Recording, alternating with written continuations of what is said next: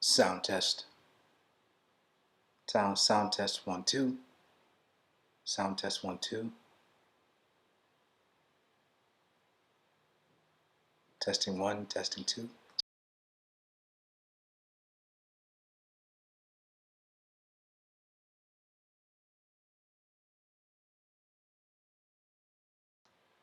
Testing 1, testing 2.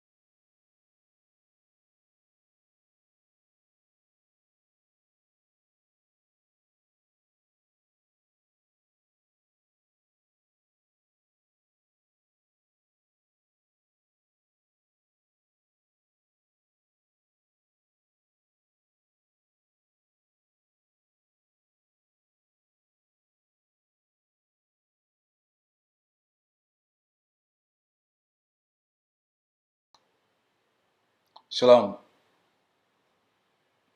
Good evening, everyone. We're going to start right in because I'm not going to take a lot of time this evening, and I need for you to be understood that that is the case. This is a quick delivery. This is a quick release that I believe will place you in a position of hope, that will place you in a position of certainty and warmth. A very short disclosure today. And I would that you would share this, not for likes, but for the fact that I believe that this can be a monumental 30 minutes in your life and for the days to come. Malcolm X once said, "We're not outnumbered, but we are outorganized." We are not outnumbered, but outorganized. This is not a call to arms. No. This is a position to realize the reality that everyone is passionate at this point.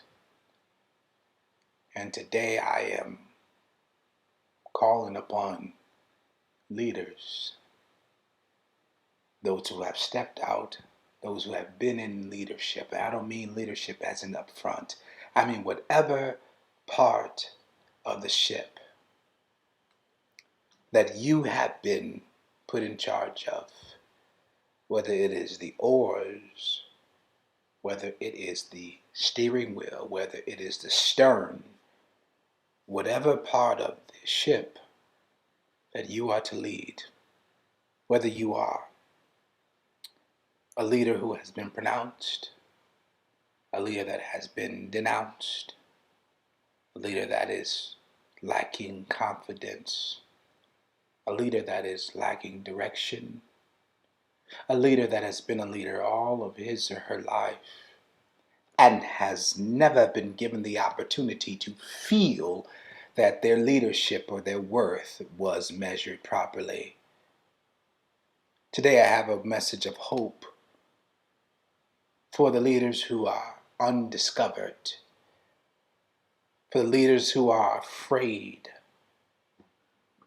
of being discovered, for the leaders who are unaware of what and who and how they will lead, but they know that in this moment, in this diaspora of time, that you have been called to step forward. I have a message of hope in the next 26 minutes for you. And I would exhort you to listen. Before I get to that dissertation of deliverance of your purpose, my hat, I want to draw the attention to my hat. This hat is the hat that I wear every time that I have to step out of my home to go into the world that is quarantined. I wear it not as a distraction, but as, well, a reminder of the mantle and the weight that we carry in this moment to define history. For years, for decades, for eons, for generations, history has been written by the victors.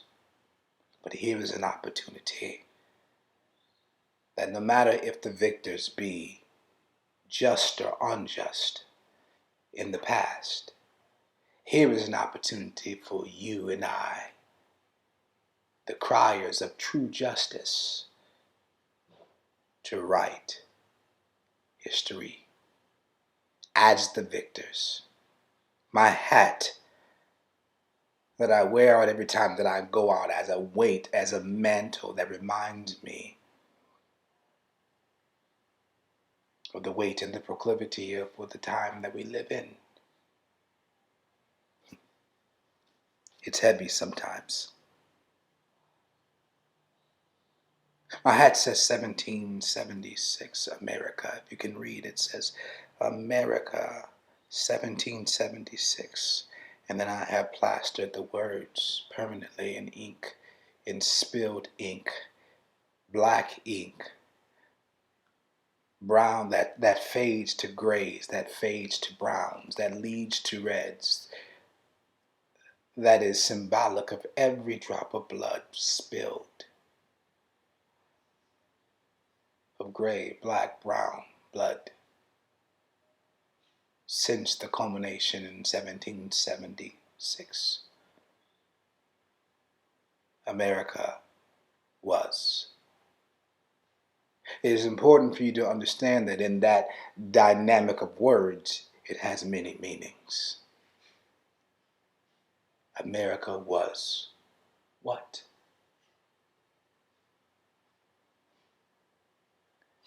America was the passionate individuals who were escaping, leaving as exiles, as degenerates from the rule of the British.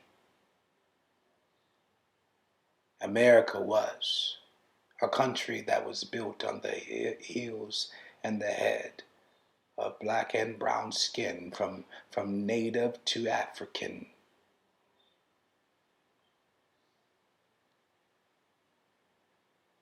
I believe that we will look back on these days of history, in history, and be able to say that America was. But we will be able to look with our eyes up high and say that America was not what this land will be and is. I meet the world every day when I have to go out amongst a mentality that is quarantined, when I have to go out into a purpose that this world sees as pandemic.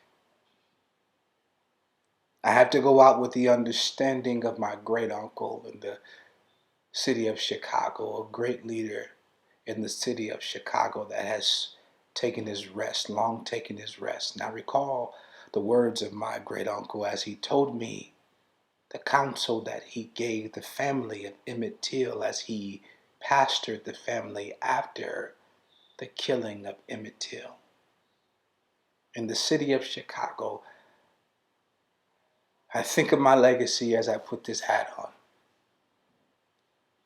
And I recall the stories, the documented stories, the personal stories, the legacy that my great uncle kid, George Liggins, passed on to me when he told me that he had to pastor and lead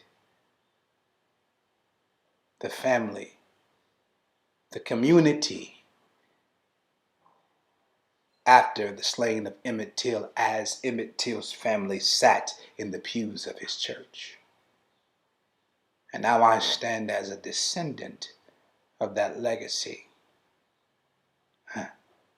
living the life of my own injustice, current day of Emmett Till in so many ways. As we have whistled, been accused of whistling, as we have been accused of whistling at the perspective of the promise of purpose, as we have been accused of whistling at the doors of Congress, as we have been accused of whistling at the doors of the Senate and whistling at the doors of the presidency and whistling at this American dream I am living through my own Emmett Till experience and watching the lynching of our whistling at our purpose. I stand as a legacy one. And now I understand that it is my time to speak hope to a people that believe, that truly believe that we will see. We are in the process, we are in the makings of seeing the glory of our new Jerusalem. I need to speak hope to a people that understand, that believe that we are in our darkest hour, but yet we are in our shining moment to bring a shining tomorrow. I speak to those who believe that we are in the process and we will see the glory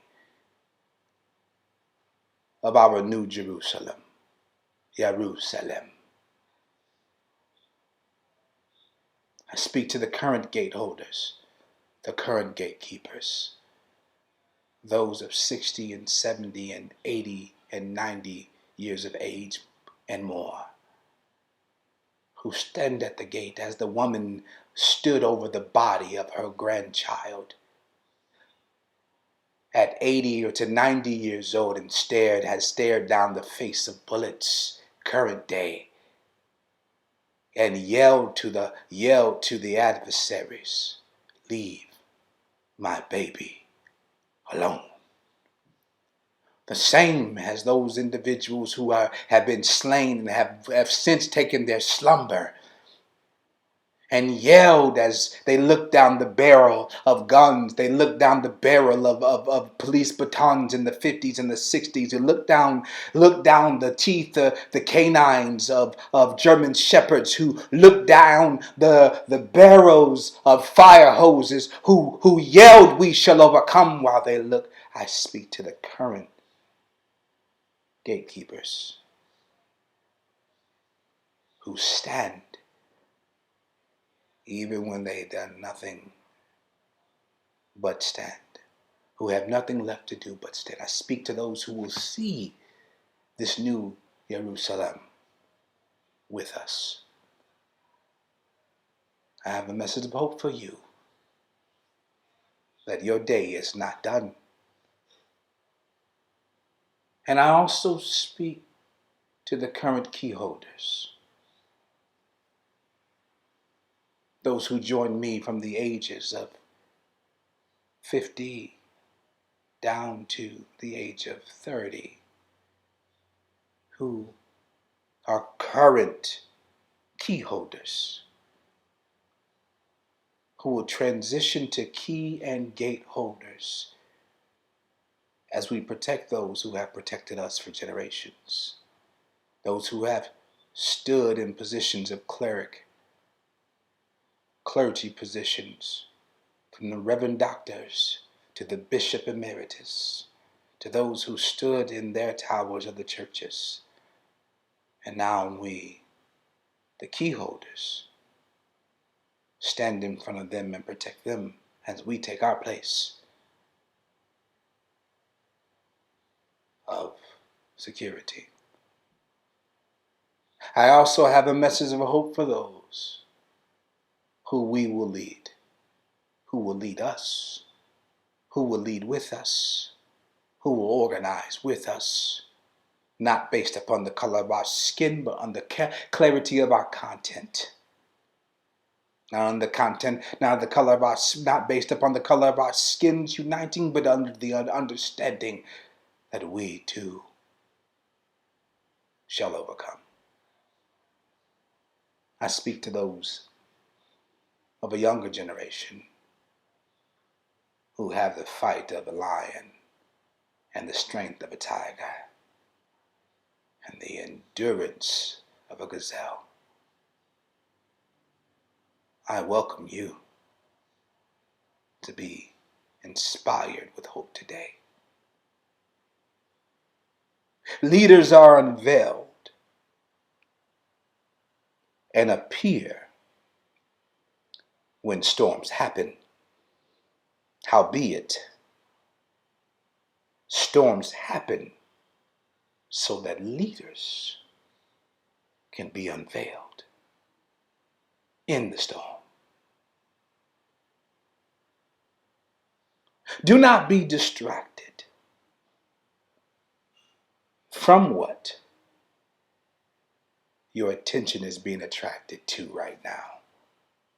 This is my message of hope to you. And not just distracted or attention towards from those who oppose current day in this climate, your progress. Don't just not be distracted from the things that you see as easily understood opposition to your purpose, from racism to prejudice to COVID to secret Congress meetings to laws passed as you are grieving. Do not be distracted by what you are being attracted, your attention is being attracted to. But also,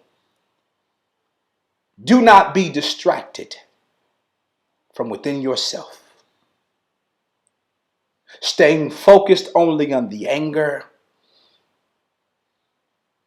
the hurt, the frustration, all the while hearing the clarion call for you to do something new. Do not be distracted from even those. And do not be distracted by denying yourself the experience of enjoying the existence that is your life. From experiencing what is the existence that is your life.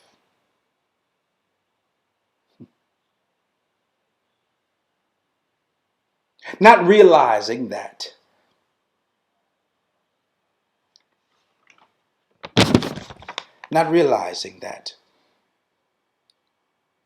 you are going to need to have a place of great creativity, ingenuity, that is free from what you are currently battling through. You will need a place to create ingenuity, ideas that will govern and create and build our tomorrow. Do not be distracted from that place. This place needs to be free from energy that would rob you from your ability to create from an uncorrupted, incorruptible place.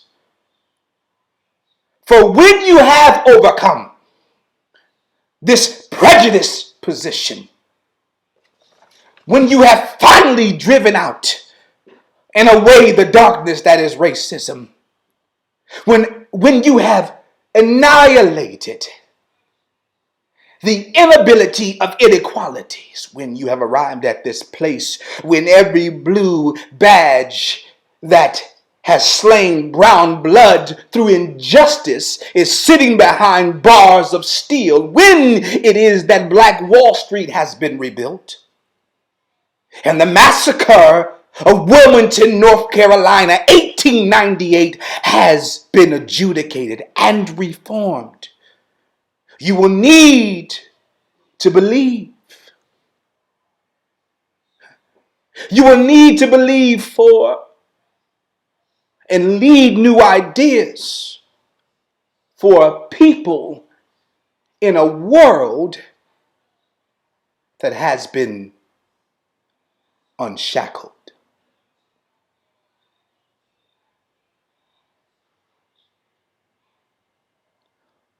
But your vision of and for this new world cannot be clouded by the battle that you will have overcome when we get there. You will need to have maintained a sense of peace in your life so that you do not build this new world from your current traumatic experiences that you have and will have endured and overcome. Therefore, it is important through the moments, from these moments of viewing racism, these moments of recording riots, these moments of eradicating inequality, these moments of addressing and erasing ignorance that has become our social media sword of justice. Remember that you must always remember to feed your peace. That peace that you will draw from when we reach the top of this mountain. And I will get there with you.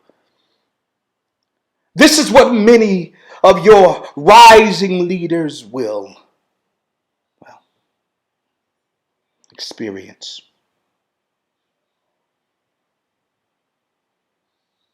This is what many of your rising leaders will experience and draw from to create our new Jerusalem as we rise together from these ashes.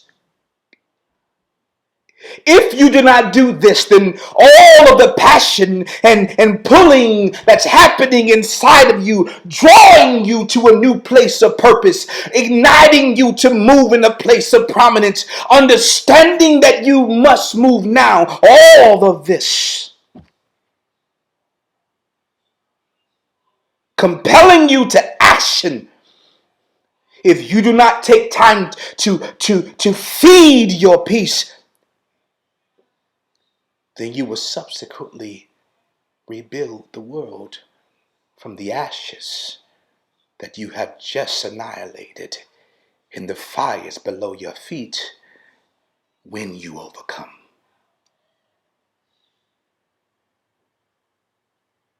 You will rebuild the same rubble. You will re-engage the same ideas just from a different skin tone.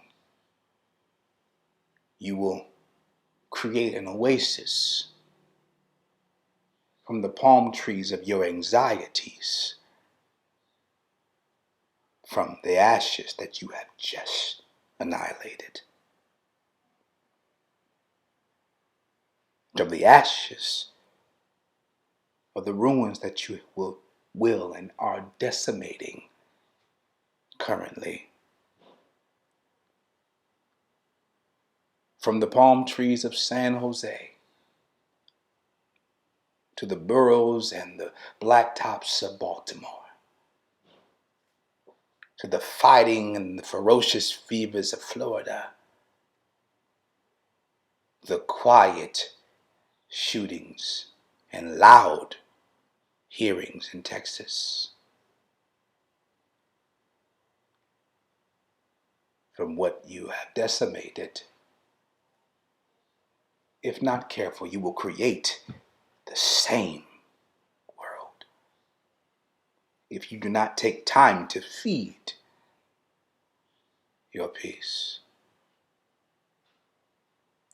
Look at America. America has built the same bondage that they were enslaved to under British rule. Look at America. You will find passion and pure purpose inside of your peace. Look at America. They were tyrants.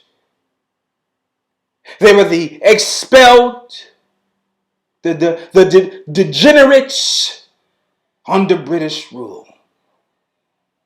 And their intentions was to build a free place. But look at America. Look at what America was. Look at what America is. You must remember to feed your peace. As I previously said, you will find passion and pure purpose inside of your peace. You will find ingenuity in actions after the rubbles have been moved away inside your peace. You will find the strength to strengthen, educate, to build the people who will be living with us in New Jerusalem. But if you do not find that peace, if you do not feed that peace, then you will build from the anxiety of what you are experiencing now. If you have peace, then the hell that you have come through, if you have peace, then the hell that you have seen on social media, if you have peace, then the hell that you see in the eyes of those with feet on necks, if you have peace, then the hell that you have seen and experienced in the 60s and the 50s, if you have peace, then the hell that you have experienced in the 2000s to the 10s and the 20s, if you have peace, then the hell that you have experienced will be the building stones that you will assemble for our tomorrow. So I urge you, in these moments of convoluted conflict and seemingly unrighteous rioting, I urge you, as you go to your office, as you go to your churches, as you re-engage with your communities, as you do your jobs as a physician, as an attorney, as a mother, as a grandmother, as a teacher, I urge you to feed your peace in this moment. Remember the things that are important now and do not simply feed your, do not be fed by your current social media feeds. Reserve a place that you are still inspired to dream and drink from the waters that are unstagnant, and drink from the waters that are unpoisoned with everything that's going on, and drink from a fountain that is pure of ideas that you had even before you seen gunshots in backs, gunshots in head, feet and knees in necks. Go back to the place where you still, as you fight with one hand, teach your fingers to war and your hands to fight. As you fight with this hand, make sure that you are preparing your mind to build something that cannot be built from the insurrections that you experience, but you can only create that space if you remember to feed your peace today. How do you feed your peace? Take time with your loved ones to laugh. Turn social media off for the moments. Find some Cosby shows. Find some family together moments. Find a, as Jill Scott said, find a long walk in the park, maybe your backyard. Take the family for a walk. Love on those who love on you. Do not fail to continue in the things that you have seen and you have experienced as greatness, for your greatness is needed to rebuild in the days to come. More now than ever, it is necessary to have an identity. So as we search our history and we find the identity, today is a day for you to take a moment to Selah, to pause, and remember to take time to smell the roses. Remember to take time to build. Yes, you must still build your business. Yes, you must still build your relationships, because these are the businesses and the relationships that will be the communities that we need, and not the trauma that we've experienced that will feed generations to come. So I urge you, as we take a step away this week from learning the origin of our origin, from learning the origin of our DNA, do not be distracted. Don't be distracted. And know that there's more going on that the adversaries, that the adverse are doing. But there's also more going on that we need to do to organize our thoughts so that when the shootings stop, when the killing no longer remains, we must build without blood in our minds. We must build without blood in our head. Our hands must be ready to build. We must smell new. We must see new. We cannot begin to build from the trauma that we have experienced in this moment. This, I urge you, only if you believe, that your eyes will see the coming of the glory of the Lord. And we will live in New Jerusalem. We will live in understanding without ignorance. We will live while our children are not judged by the color of their skin, but the content of their character. We will live, and we will see the salvation of the Lord. Until next time, this is EP, and I approve of your greatness. This is EP. I approve of you and your passion and your purpose and your placing of substance toward your peace. Shalom.